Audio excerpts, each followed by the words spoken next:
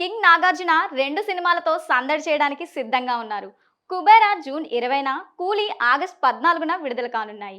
'కుబేరాలో' ED ఆఫీసర్గా, 'కూలీలో' stylish విలన్గా కనిపించబోతున్నారు. లేటెస్ట్గా ఓ ఇంటర్వ్యూలో శేఖర్ కమ్ల, లోకేష్ కనగరాజులతో పనిచేసిన అనుభవాలను పంచుకున్నారు. తన 100వ సినిమా గురించి, 'శివ' సినిమా రోజుల్లోని సరదా సంఘటనల గురించి కూడా మాట్లాడారు. ఈ 2 సినిమాల్లో నాగ్ మెయిన్ హీరో కానప్పటికీ చాలా ఇంపార్టెంట్ రోల్స్ ప్లే చేస్తున్నారు. శేఖర్ కమ్ల దర్శకత్వంలో తెరకెక్కుతున్న 'కుబేరా' చిత్రంలో నాగార్జున ఓ ఈడీ ఆఫీసర్ పాత్రలో నటించనున్నారు. భార్య పిల్లలతో గడిపే మిడిల్ ఏజ్ పర్సన్స్ లాగా కనిపించనున్నారు. దానికి పూర్తి విభిన్నమైన పాత్రలో 'కూలీ' సినిమాలో కనువిందు చేయబోతున్నారు. లోకేష్ కనగరాజ్ ఆయన్ను సైమన్ అనే స్టైలిష్ క్యారెక్టర్లో ప్రజెంట్ చేయబోతున్నారు. ఇది విలన్ రోల్ అనే టాక్ కూడా ఉంది. ఇలా రెండు వేటికవే ప్రత్యేకమైన పాత్రలో సీనియర్ నటుడు కనిపించనున్నారు.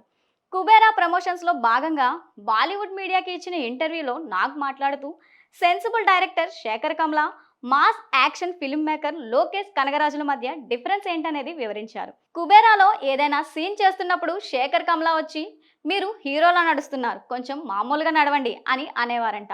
లోకేష్ కనగరాజు మాత్రం సార్ మీరు రూమ్లోకి వెళ్ళేటప్పుడు టైగర్ లాగా లోపలికి వెళ్ళి రండి అనేవారంట అని నాగార్జున తెలిపారు. 'కూలీలో' లోకేష్ తనను చాలా అద్భుతంగా చూపించారని, తనని తాను అలానే చూడాలనుకున్నానని నాకు చెప్పారు. సినిమా చూస్తున్నంతసేపు విజిల్స్ వేస్తూనే ఉంటారని అన్నారు. గడిచిన 4 దశాబ్దాల్లో ఎన్నో విజయాలు చూశానని, మూవీ కలెక్షన్ తనకు ముఖ్యం కాదని నాగార్జున పేర్కొన్నారు. 39-40 ఏళ్ల పాటు నటించిన తర్వాత కూడా ఇంకా నంబర్స్ గురించి ఆలోచించలేను. ఇప్పుడు నా పర్సనల్ గ్రోత్ కోసం సినిమాలు చేస్తున్నా. నేను ఇలానే ముందుకు సాగుతూనే ఉండాలనుకుంటున్నాను. భారీ సక్సెస్ సాధించాయి కదా అని నేను చేసిన సినిమానే మళ్ళీ మళ్ళీ చేయాలనుకోవటం లేదు అని అన్నారు.